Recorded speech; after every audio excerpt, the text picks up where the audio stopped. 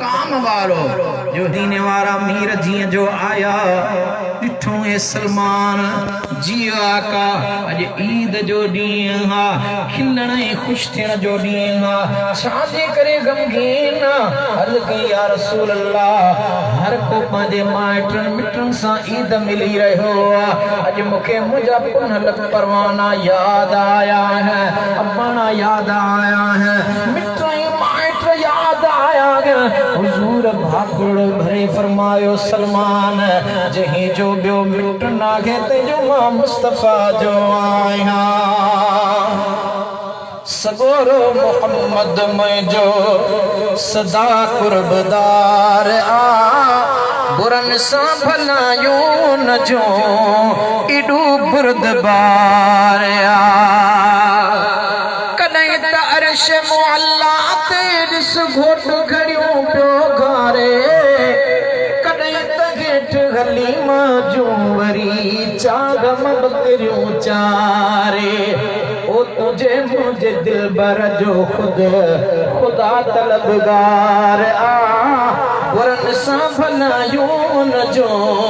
इडू बुरदबार आ हुजूर जेके नवाज़नि किथां जो खरीद थींदा माटे एजाज़ सां सरफराज फरमायो हुजूर जे विसाल खां पोइ हज़रत सैयदना सिद्दीक़ अकबर जे दौर खिलाफत खां पोइ हज़रत अमीर उमर जे दौर में हज़रत सैयदना सलमान फारसी मदाइन जो गवर्नर मुकर्रर थियो हो इस्तेमाल कयो बच्चन ते इस्तेमाल कयो पान फरमायो त न ही मूंखे मिलियो मुआवज़ो मिलियो लेकिन मां मुस्तफा जो गुलाम आहियां पान ते ख़र्च नथो कयां इहो गरीबन में थो विरहायां ऐं उहे सलमान फारसी पाण उठ जे उन मां ठहियल कंबल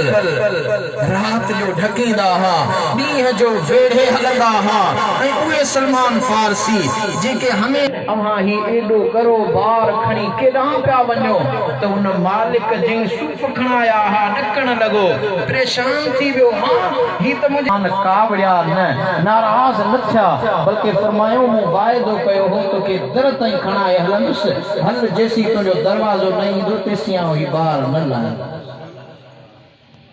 अॼुकल्ह वॾेरो त वॾेरो आहे वॾेरे जो नौकर बि कंहिं आम माण्हू जी मदद नथो करे हल होतार जो नौकर आहियां तूं वरी मूंखे सामान खणाईंदे ऐं साहब जो पीए आहियां सेक्रेटरी आहियां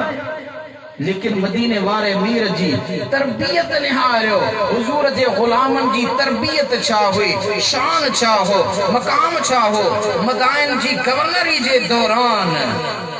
पाण बनी कुंदा कबीले जी हिक औरत सां शादी कई हुआ उन मां हज़रत सलमान फारसी के पुट जावा हा आखिरी उम्र में जॾहिं बीमार थी पिया ऐं पाण रोअन पिया त रोअण जो सबब माण्हुनि पुछियो ए सलमान रोई पियो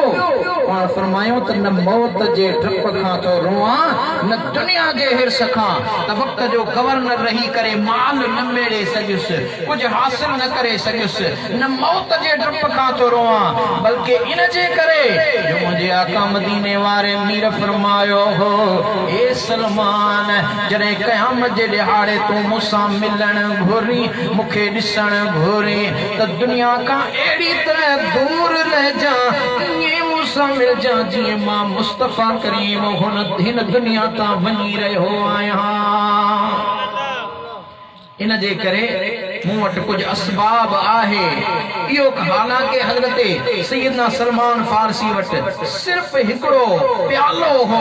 चांदीअ जो थांव हो उन सां गॾु वुज़ू वारो लोटो उठ जो पलण हिक बकरीअ जी खल ऐं ओढ़ण वारो कंबल इन खां सवाइ का बि जायदाद न हुई तॾहिं बि इन जे बावजूद हुजूर जो गुलाम ॾके पियो कंबे पियो त महबूब जी दरबार में कहिड़ी तरह पेश थिया 32 हिजरी में मदाइन में वफ़ात कयईं वफ़ात जी ख़बर जीअं जो मदीनतुल मुनव्वरा में हज़रत मौला अली शेर जली खे पई फारूक आज़म जे दौर खां बींदे हैदर करार जे